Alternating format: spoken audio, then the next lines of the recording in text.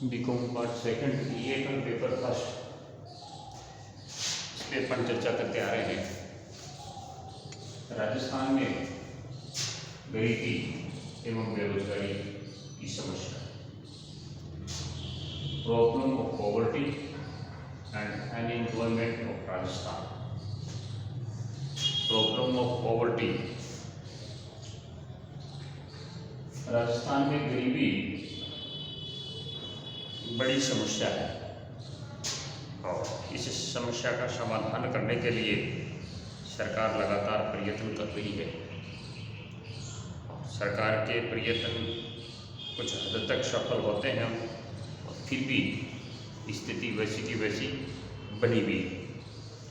Poverty in Rajasthan की जब हम बात करते हैं तो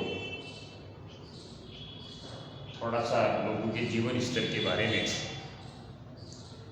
थोड़े से लोगों के रहन सहन के बारे में विचार करना आवश्यक है। सबसे पहली बात तो ये आती है कि निर्धनता का कंसेप्ट क्या है, अवधारणा क्या है, कंसेप्ट ऑफ पॉवर्टी। 1947 में और उससे पहले,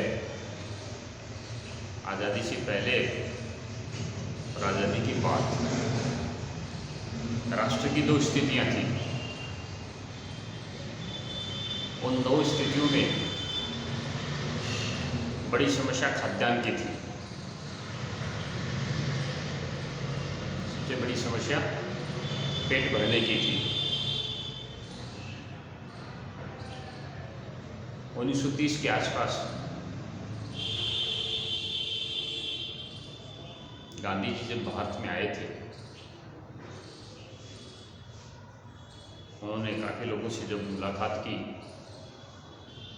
तो एक बात देखने को मिली कि हिंदुस्तान में बहुत गरीबी है और उस गरीबी के आंकलन के लिए उन्होंने समस्त भारत का दौरा किया और उस समस्त भारत के दौरे की स्थिति ये रही कि गांधी जी जो सूटेड बूटेड हुआ करते थे, उन्होंने अपने तन को ढकने के लिए न्यूनतम कपड़े के ऊपर विचार किया कि कम से कम कपड़े से कैसे काम चलाया जा सकता है। तो उन्होंने धोती की जगह बहुत छोटा कपड़ा काम में लिया और ऊपर तन को ढकने के लिए एक हल्का सा कपड़ा रखा। जब वो पूछा गया प्रेस वालों ने या दूसरे लोगों ने, तो उन्होंने ये बात बताई कि मेरे राष्ट्र की अधिकतर जनता नंगी है, मुझे कपड़ा पहनने का अधिकार नहीं। पहला उदाहरण। दूसरी स्थिति उन्होंने ये देखी कि भूखमरी बहुत है, लोगों को आज़ादी से कोई मतलब नहीं है, लोगों को पेट भरने से मतलब है।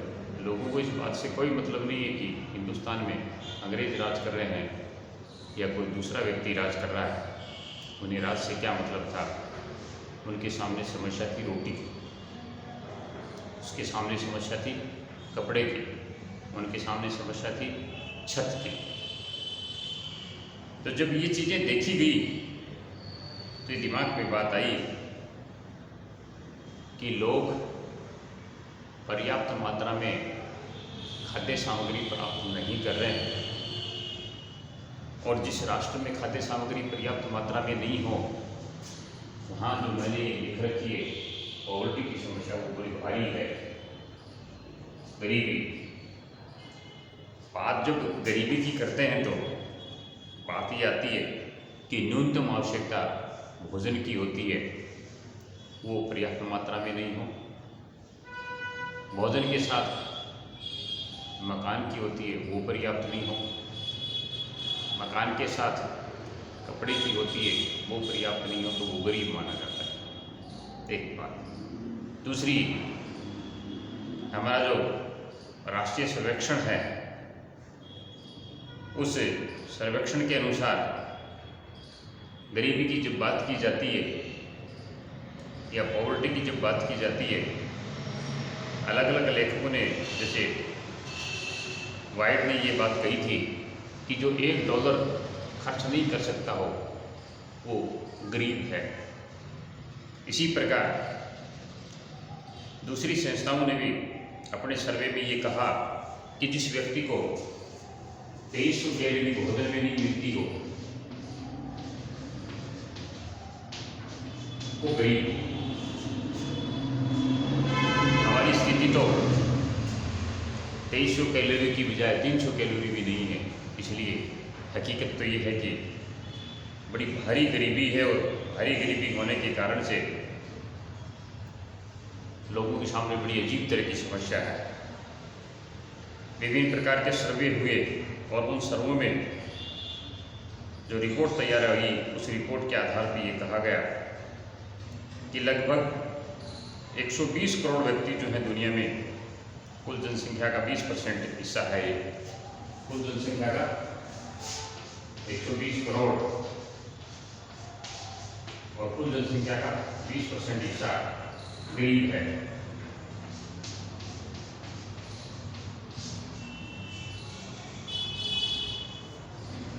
जिसको 2300 कैलोरी नहीं मिलती हो, जिसको समय पे भोजन नहीं मिलता हो, जिसको स्थान नहीं मिलता हो, इन सब बातों के जब आंकलन किया जाता है तो हमें ये देखने को मिलता है कि गरीबी अपने आप में बड़ी भारी समस्या है, या गरीबी अपने आप में एक विकट समस्या है जिसका सामना सभी सरकारों को करना पड़ता है। खास करके राजस्थान में तो बहुत तेज गति से इसका प्रभाव पड़ा है। भारतीय योजना आयोग ने ये कहा कि परिवार पोषण के लिए जिसके पास पर्याप्त साधन नहीं हो, पर्याप्त मात्रा में खाद्यान्न नहीं हो, तो वह गरीब है। कभी कभी गरीबी की जब हम बात करते हैं तो हम दो तरह से बात करते हैं, एक निरपेक्ष रूप से बात करते हैं और एक सापेक्ष रूप से बात करते हैं। एब्सोल्यूट पॉवर्टी और रिलेटिव पॉवर्टी। जब एब्सोल्यूट पॉवर्टी की बात करते हैं तो हाँ वो इंडिविजुअल बात हो जाती है। निरपेक्ष जो गरीबी है उसका अर्थ ये होता है कि जो व्यक्ति उपभोग कर रहा है, जो व्यक्ति काम में ले रहा है, जो व्यक्ति खा रहा है, जो व्यक्ति पहन रहा है, जहाँ व्यक्ति रह रहा है, वो निरपेक्ष है। उसमें किसी प्रकार का दूसरे के साथ किसी प्रकार का कोई ताल्लुक नहीं है। जब निरपेक्ष पॉवर्टी की बात करते हैं तो भारत की स्थिति बड़ी नाजुक नजर आती है, और जब सापेक्ष की बात करते हैं तो और अधिक नाजुक स्थिति हो जाती है। तो निरपेक्ष पॉवर्टी का यहाँ अगर आकलन करके देखें तो हमारे यहाँ करीब 35% व्यक्ति जो है वो पॉवर्टी लाइन से नीचे काम कर रहे हैं, बिलो पॉवर्टी लाइन काम कर रहे हैं। कंसेप्ट ऑफ पॉवर्टी की जब हम बात करते हैं तो दरिद्रता रेखा की बात करते हैं, पॉवर्टी लाइन की जब हम बात करते हैं तो ये हमें मिलता है कि ये स्थिति लोगों की है। धीरे धीरे इसमें सुधार हुआ है, कुछ इसमें परिवर्तन आया है, कुछ लोगों को साधन मिले हैं, कुछ लोगों के पास साधन उपलब्ध करवाए गए हैं, और इन साधनों के आधार पर ये देखा गया है कि जो निरपेक्ष पॉवर्टी है उसमें थोड़ा परिवर्तन आ रहा है। लोगों को भोजन मिल रहा है, कपड़ा मिल रहा है, मकान मिल रहा है, स्वास्थ्य मिल रहा है, चिकित्सा मिल रही है, ये पर्याप्त साधन धीरे धीरे उपलब्ध कराए जा रहे हैं। परंतु हम ये कह सकते हैं जिसके पास भोजन नहीं है, मकान नहीं है, स्वास्थ्य नहीं है, या जिसके पास खाद्यान्न के साथ साथ रोटी कपड़ा और मकान नहीं है, वो पॉवर्टी लाइन से नीचे माना जाता है। तो ऐसी स्थिति में हम ये कह सकते हैं कि हमारे राष्ट्र में निरपेक्ष जो पॉवर्टी है, रिलेटिव जो एब्सोल्यूट जो पॉवर्टी है वो बहुत तेज गति से बढ़ी है, और इसका कारण ये है कि लोगों की आवश्यकताओं की पूर्ति नहीं हो पाती है। लोगों को पर्याप्त मात्रा में साधन जुटा पाने में असमर्थ रहते हैं। क्यों रहते हैं? क्योंकि लोगों के पास कोई काम नहीं है। हमारे यहाँ स्थिति बड़ी खराब है। दूसरी बात हम कर सकते हैं सापेक्ष की, यानी रिलेटिव की। रिलेटिव का मतलब ये कि दूसरे राष्ट्र जो, जैसे कई बार उदाहरण दिया जाता है कि अमेरिका की बात करें तो हमें यूँ लगता है कि अमेरिका का एक व्यक्ति जो है वो जितना खर्च करता है, हिंदुस्तान के अच्छे भले लोग भी उतना खर्च नहीं कर पाते हैं। तो यहाँ तो उनकी तुलना में तो सारे गरीब देखे जा सकते हैं, चाहे वो खाद्यान्न की दृष्टि से हो, चाहे वो स्वास्थ्य की दृष्टि से हो, चाहे वो दूसरे कारण से भी हो सकते हो। तो हम ये कह सकते हैं कि हमारे यहाँ निरपेक्ष और सापेक्ष गरीबी दोनों प्रकार से फैली हुई, और ऐसी स्थिति में बड़ी विचित्र स्थिति है राष्ट्र के सामने। अलग अलग समितियों ने अलग अलग प्रकार की रिपोर्ट समय समय पर पेश की हैं, और उसमें किसी ने ये कहा कि हमारे यहाँ 21% लोग गरीबी की स्थिति में हैं, किसी ने कहा 37% लोग गरीबी में हैं। अलग अलग लोगों ने अलग अलग प्रकार से राजस्थान में पॉवर्टी के बारे में बताया। राजस्थान में खास करके जो गरीबी है उसका, या राजस्थान में गरीबी की जो कारण है उनके ऊपर जब हम विचार करते हैं तो हमारे यहाँ कुछ बातें निकल करके आती हैं सामने, जिनके बारे में हमें जानकारी होनी चाहिए। राजस्थान की ऐतिहासिक और भौगोलिक स्थिति ऐसी है कि यहाँ हम शुरू से गरीब हैं, और जो गरीब रहता है वो गरीब बना रहता है, ये मान के चलते हैं लोग। जैसे जो मजदूरी करता है वो मजदूरी करता है, जो पूंजीपति है उसका परिवार पूंजीपति बनता रहता है, जो निर्धन है वो निर्धन ही बना रहता है, जो लीडर है वो लीडर ही बना रहता है। एक ऐसा विचार है लोगों का, एक ऐसा सोच है। तो हमारे यहाँ ऐतिहासिक और भौगोलिक स्थिति ऐसी है कि यहाँ बहुत ज़्यादा गरीबी है लोगों में, और वो गरीबी सुधारने के जो प्रयत्न किए जाते हैं वो बेकार हो जाते हैं, और वैसे के वैसे गरीब लोग उसी स्थिति में रह जाते हैं। दूसरी बात ये है कि जनसंख्या वृद्धि जो है हमारी वो बहुत ज़्यादा है। जनसंख्या वृद्धि की हम बात करते हैं तो ऐसा लगता है कि 20-21% पॉपुलेशन जो है ग्रोथ है हमारी, और पॉपुलेशन जब तेज़ गति से बढ़ती है तो खाद्यान्न कम हो जाते हैं, कपड़ा कम हो जाता है, स्थान कम हो जाता है। जो रोटी कपड़े और मकान की व्यवस्था हम करते हैं, जैसे जैसे जनसंख्या वृद्धि होती है वो कम पड़ते जाते हैं। और ऐसी स्थिति में हम ये कहेंगे कि अनुपातिक दृष्टि से जनसंख्या ज़्यादा है और हमारे पास जो सामग्री है वो कम है, तो उनके बीच में जो बटेगी वो तो जो न तो कैलोरी की बात होगी और न मिनिमम एक्सपेंसेस की बात होगी, न वो रोटी कपड़ा और मकान और स्वास्थ्य की बात होगी या कल्याण की बात होगी। तो ऐसी स्थिति में गरीबी बनी रहती है। फिर हमने जितने भी लैंड रिफॉर्म्स लागू किए हैं, यानी राजस्थान की जनता जो है वो कृषि पे निर्भर है और कृषि पैदावार के माध्यम से अपना जीवन निर्वाह करती है, पशुपालन के माध्यम से अपना जीवन निर्वाह करती है।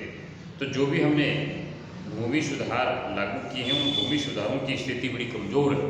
चाहे वो सिंचाई की दृष्टि से देख सकते हो, चाहे वो मेड़बंदी की दृष्टि से देख सकते हो, चाहे वो उसमें बीज और खाद की दृष्टि से देख सकते हो, या भूमि सुधारों के दूसरे जो कार्य की अगली हम ये कह सकते हैं कि उत्पादकता जो है, प्रोडक्टिविटी ऑफ एग्रीकल्चर लैंड्स, या यूँ कह दीजिए यील्ड की जो उत्पादकता वो इतनी कम मात्रा में है कि हम खाद्यान्नों की पूर्ति नहीं कर पाते, दूसरे स्थानों से हमें आयात करना पड़ता है। ये कारण भी बहुत ज़्यादा है। हमारा ढांचा पिछड़ा हुआ है, हमारा ढांचा पिछड़ा हुआ है, और ढांचा पिछड़ा हुआ होने के कारण से हमारे यहाँ न तो सामाजिक स्थिति सुदृढ़ है, नहीं शिक्षा की स्थिति सुदृढ़ है, नहीं लोग ठीक होना चाहते हैं। कई बार विद्वानों ने तो ये कहा है कि गरीब जो है वो गरीब ही बना रहता है, वो अपनी गरीबी से बाहर निकलने की कोशिश नहीं करता है, ये कहा है कई बार। परंतु इस बात के ऊपर नहीं जाते हुए कहेंगे कि हमारे यहाँ सामाजिक और आर्थिक जो ढांचा है, शिक्षा का जो स्तर है वो बहुत ही खराब है, और उस स्थिति में जो गरीब लोग हैं वो समझ नहीं पाते हैं, उनका स्वास्थ्य ठीक नहीं रहता है, उनकी जनसंख्या लगातार बढ़ती जाती है, या यूँ कह दीजिए कि हमारे यहाँ किसी प्रकार का कोई रोज़गार का साधन नहीं है, और रोज़गार का साधन नहीं होने के कारण से लोग बेरोज़गार रहते हैं, और बेरोज़गारी और गरीबी का सीधा संबंध है। तो हम कह सकते हैं कि निर्धन जो लोग हैं वो निर्धन ही बने रहते हैं, क्योंकि न तो उनके पास पढ़ाई लिखाई की कोई व्यवस्था है, न उनके लिए कोई रोज़गार की व्यवस्था है, न उनके लिए उन्नत कृषि की व्यवस्था है, न सरकार के दिए गए जो साधन वो पर्याप्त मात्रा में वहाँ पहुँच पाते हैं। तो बड़ी स्थिति विकट है राजस्थान की गरीबी की दृष्टि से। हालांकि राजस्थान में निर्धनता उन्मूलन के लिए रोजगार सृजन के विशेष कार्यक्रम चलाए जाते हैं। जैसा हमने पहले विभिन्न प्रकार के एकीकृत कार्यक्रमों की घोषणा आपको बताई थी, चाहे वो GRY की हो, चाहे वो RDP की हो, चाहे मनरेगा की हो, चाहे वो युवाओं को प्रशिक्षण देने की हो, चाहे वह जवाहर रोजगार योजना के माध्यम से हो, चाहे वो अलग प्रकार के सरकार के द्वारा चलाए गए कार्यक्रमों, उन सब कार्यक्रमों को इसलिए चलाया जाता है कि कैसे भी राजस्थान की जो गरीबी है, राजस्थान की जो पॉवर्टी है, वो ठीक हो जाए। इन सब प्रयत्नों से कुछ हद तक हमें सफलता मिली है और हम आशा करते हैं कि आने वाले समय में धीरे धीरे गरीबी राजस्थान से दूर होगी और एक खुशहाल और संपन्न स्टेट हमारा बनकर के राष्ट्र के मानचित्र पे अपना प्रदर्शन करेगा।